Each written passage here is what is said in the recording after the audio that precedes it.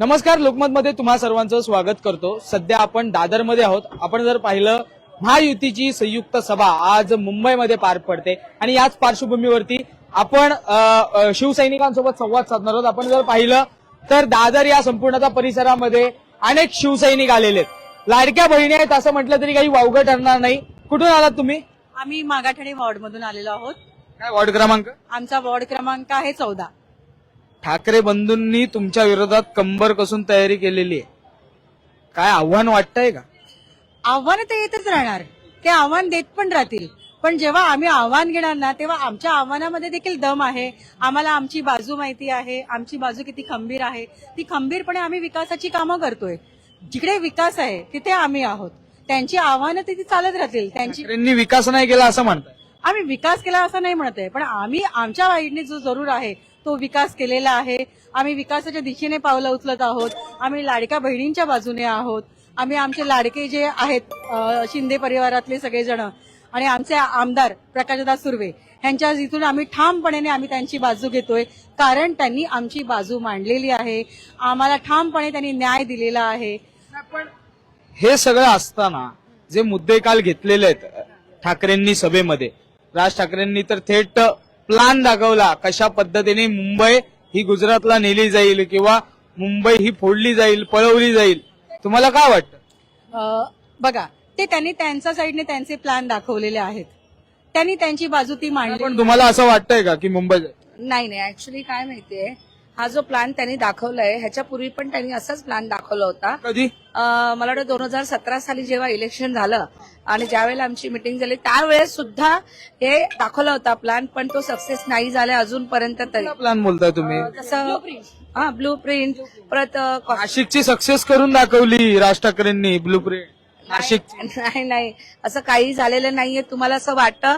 जर तुम्ही आजही स्वतः म्हणतायत असं की बाबा सक्सेस करण्यात जमीन आसमानाचा फरक आहे। म्हणणं आणि करणं यात जमीन आसमानाचा फरक आहे। आणि तुम्ही आता एकत्र आलाय म्हणून ही ताकद दाखवताय। इतक्या वर्षापूर्वी का नाही आला तुम्ही एकत्र? तुम्हाला काय वाटतं का नसतील आले? कारण त्यांचे काहीतरी प्रॉब्लेम असतील। आता त्यांना आता कळलं आपल्या डोई जड होतंय म्हणून ते आता एकत्र आले। जड कोण होतं एकंदरीत? शिंदे शिंदे डहीजोड होत आहेत। ठाणा त्यांना पचनी पडत नाहीये।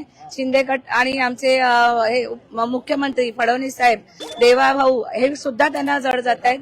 खरं म्हणजे आम्हाला ह्या मुंबईचं पूर्ण शांघाय बनवायचंय। मुंबई सुंदर, स्वच्छ आणि म्हणजे जसं शिक्षणा बाबतीत पण जे जे काही निर्णय घेणार आहेत ते सुद्धा मुंबईच्या आणि अख्ख्या महाराष्ट्रासाठी आपले दोन्ही लाडके मुख्यमंत्री आणि उपमुख्यमंत्री आणि आमची पूर्ण जी शिवसैनिक आहेत ते आम्ही सगळेजण करून दाखवणार आहोत। पण मुंबईला ठाकरेंशिवाय पर्याय नाही असं जेव्हा सांगण्यात होतं तेव्हा तुम्ही कसं काय? बोला असं नाहीये। ह्याच्या आधी जरी 10 वर्षापूर्वी पण एकत्र येणार होते। जर ती लोक एकत्र आली असती तर शक्य झालं असतं। आता शक्य नाहीये। काही उपयोग नाही म्हणजे ठाकरे बंधू एकत्र येऊन? काहीच उपयोग नाही। राज ठाकरेंनी असंही मुलाला त्यांच्या एरियामध्ये उभं करून पण त्यांनी त्यांच्या मुलाला निवडून आणू शकले नाही, तर ह्याच्या पुढे काय शक्य होणार आहे सांगा बघू? म्हणजे असं का म्हणताय तुम्ही? मग इलेक्शनचीच न सांगते, गेल्या टाइमला जे इलेक्शन काय असं का म्हणता? म्हणजे सत्य म्हणजे एकंदरीत म्हणजे जे सांगण्यात आलं आता जे ताई काय म्हणाल्या, राज ठाकरेंनी स्वतःचा मुलगा उभा केला आणि त्यानंतर तोच पडला। राजकारणात हार जीत तर होत असते हो। लोक विचार करतात एक तरी सीट आली पाहिजे होती ना। एवढ्या सीट उभ्या केला, एक तरी सीट आली पाहिजे, तर आम्ही शक्य मानलं असं की चल मनसेकडनं काहीतरी फॅट पुढे आलाय म्हणून। काहीच नाही त्यांचं झालं, मग करणार काय बघा ह्याच्या पुढे? आधी आपण तुम्ही बघायला गेलात ना तरी सुद्धा जरी सभेला गर्दी दाखवा, आजची गर्दी दाखवा, काही फरक पडत नाही। मतदार हा त्यांनी ठरवलेला आहे की आपण आता मुंबईत काय करायचंय। जसं लालबागचे आम्ही ढाण्या वाघ म्हणतो दगडू सकपाळ, ते सुद्धा शिवसेनेत त्यांनी प्रवेश केलाय। काहीतरी कारण असतील। जर आम्ही उबाटा मन्ना शिवसेनेमध्ये प्रवेश घेतलाय, आम्ही पण उबाटामध्ये होतो आणि आम्ही ठाकरेंकडे होतात। आम्ही ठाकरेंकडे होतो सगळे। मग आम्ही आता शिंदे गटात काय दुखावलं असं की तुम्ही ठाकरेंची साथ? सांगते ना, मी गेल्या वेळेस 2017 साली क्लेम केलेला आणि मी मागितलं होतं, त्यावेळेस सुद्धा आमच्यावर अन्याय झाला। तिकीट मागितली होती आम्ही, एका रात्रीत बदली केला। तिथे मनसेचा उमेदवार आणला आणि असं शिवसैनिकाला सांगत पण नाही की तुम्ही या मॅडम, आपण बोलू, चर्चा करू, फोन पण उचलत नाहीत, बोलवत नाहीत, आदर करत नाहीत. हे मनं दुखवली आहेत आमची. आणि त्याच्या सुद्धा पलीकडे आम्हाला कधी सुद्धा शाखेतले जे आमचे काही प्रॉब्लेम आहेत आम्हाला मांडायचे होते तरी सुद्धा आम्हाला वेळ दिला गेला नाही. आणि ही सत्य परिस्थिती आहे. आम्ही उभाटामध्ये होतो, मी शाखा प्रमुख होती त्यावेळेला आणि ह्या पण शाखा प्रमुख होते. आम्ही सगळ्या शिवसैनिक आहोत म्हणून ह्या शिवसेना झालो. आम्हाला वाटली ओरिजिनल शिवसेना. आज एकनाथ शिंदे साहेब शिंदेकडे न्याय मिळतो. हो न्याय मिळतोय ना. आम्ही आलेलो आहोत आता. आज आम्हाला 1.5 वर्ष झालेलं आहे. 100% आम्ही जे मतं मांडू शकतो, आमची मतं विचार ते ऐकून घेत आहेत. आणि मुंबईची जनता डोळस आहेत. सगळ्यात महत्वाची गोष्ट, लोक आजचा डोळसपणे विचार करतो, सुशिक्षित आहे. तर नक्की एवढी जी आज जी गर्दी आहे ती डोळसपणानेच आलेली आहे. भावनेवरती मतदान होणार नाही असं वाटतंय.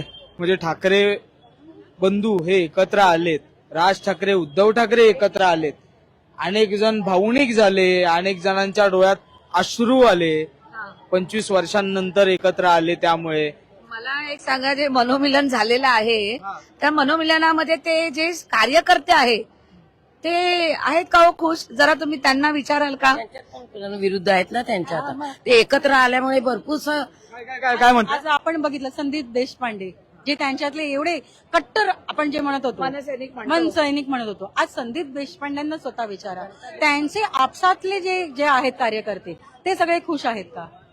ते सगळं दिसतं. 20 वर्ष जर ती लोक एकत्र येण्याचे थांबले होते मग आम्हीच गेलो नसतो ना शिंदेच्या याच्यामध्ये, त्यांच्यामध्येच राहिले. भावाभावांना यायला 20 वर्ष लागले त्यांच्या. आणि जर बीएसटी मध्ये लोकांना बीएसटी मध्ये लोकांचे एवढे हाल केले. आता ते बोलतात बीएसटी मध्ये आम्ही तुम्हाला फुकट तिकीट देणार आहे, फुकट प्रवास करणार आहे. जे रिटायर झाले आहेत, जे एकदम म्हणजे बोलायला गेलं तर सिनियर सिटीजन पर्यंत गेले, त्यांचे अजून पैसे मिळत नाहीये, ते थकलेले आहेत. त्यांच्याबद्दल काहीतरी करावं. त्यांना कधी वाटलं नाही ते मराठी माणसासाठी काय करावं असं वाटलं ना त्यांना. पण मराठी माणसांना केलं. आता मराठी माणसाचा मुद्दा काढलाय ताईने, मी सगळ्यांकडे येणार आहे. मराठी माणूस मुंबईच्या बाहेर फेकला जातोय. एकंदरीत नवी मुंबई, कल्याण, डोंबिवली इथपर्यंत मराठी माणूस जो आहे तो फेकला गेलाय. मराठी माणूस मुंबईत नाहीये असं थेट सांगितलं गेलंय. आणि एकंदरीत मुंबई जर वाचवायची असेल, मराठी माणसाला वाचवायचं असेल तर पर्याय फक्त ठाकरे असं सांगितलं जात आहे. पर्याय आपण 20 वर्ष महानगरपालिका चालवली, ज्यांच्या सत्ता होती हातात, करण्यासारखं होतं. बीडीडी चाळी सारखे प्रश्न होते. मुंबईत अनेक प्रश्न आहेत. कचऱ्याचा प्रश्न आहे, रस्त्याचा प्रश्न आहे. जे कॉन्ट्रॅक्टर तुमचे होते ते कॉन्ट्रॅक्टर आपले मराठी होते का गेले मुंबई? डोंबिवली सारख्या शहरामध्ये, डोंबिवली पण आमची, आम्ही अभिमान सांगतो, पण आमचे मुंबई मिल कामगार डोंबिवलीत महापौर कोणाचा बसव बरं ठाण्याचा बसणार, आमच्या ठाण्याचाच आणि आमच्या शिंदे गटाचाच बसणार. सत्ता त्यांच्याकडेच आहे. आणि हे लक्षात घ्या, पहिला आपली मुंबई अशी नव्हती. मुंबईला विकणारे हे सगळे हेच होते. महानगरपालिका कोणाची होती दादा? महानगरपालिका त्यांची होती.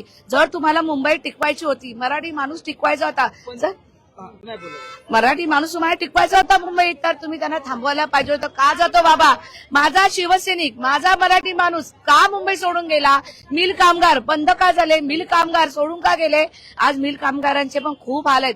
आणि ह्या 5 वर्षात तुम्ही बघाल मुंबई कुठे असेल आणि मराठी माणूस कुठे असेल. अजून ठरायचंय. 16 तारीख येते जवळ. 16 तारखेला नक्कीच भगवा फडकणार. दोन्ही देवा भाऊ आणि आमचा दादा, आमचा भाऊ आमच्या पाठीशी आहे. आणि भगवा फडकणार. भाऊंना नाव ठेवलंय, एकनाथ शिंदेना पण काहीतरी ठेवा ना नाव. आणि आमचा गरिबांचा दादा आहे, भाऊ आहे, लाडका भाऊ आहे आमचा. लाडका भाऊ लाडक्या बहिणीचा लाडका भाऊ.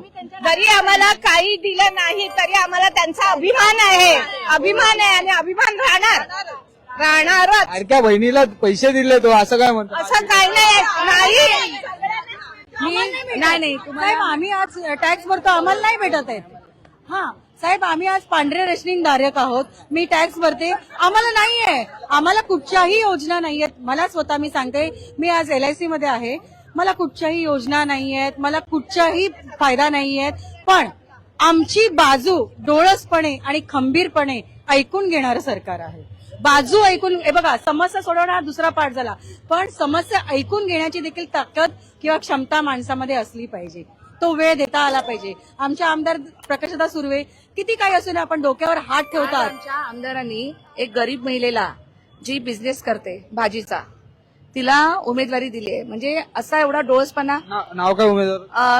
आपली सुवर्णाताई गवस, प्रभाग क्रमांक 12. भाजी विकणारी महिलेला आपण दिलेला आहे. म्हणजे एवढा विचार केलाय आपल्या पक्षाने. याच्या पुढे हे कधी तुम्ही केलं असेल? तुमच्याकडे मी येणार आहे. मी तुमच्याकडे येतोय. मराठी माणसाचा मुद्दा होता आपला. काय वाटतं मराठी माणसं? आता तू काय बोललास की मराठी माणूस बाहेर का गेलं? तुम्ही महागाई किती केली? एकेकाला 4-4 पोरं. तुमच्या मुंबईत परवडते का? घर न ठाकरे म्हणतायत महागाई केंद्रातून केली जाते, केंद्रातून नंतर राज्यात येते असं म्हणताय. आंदोलनं केले, काय केलं? हा, एवढी आंदोलनं केली, काय केलं?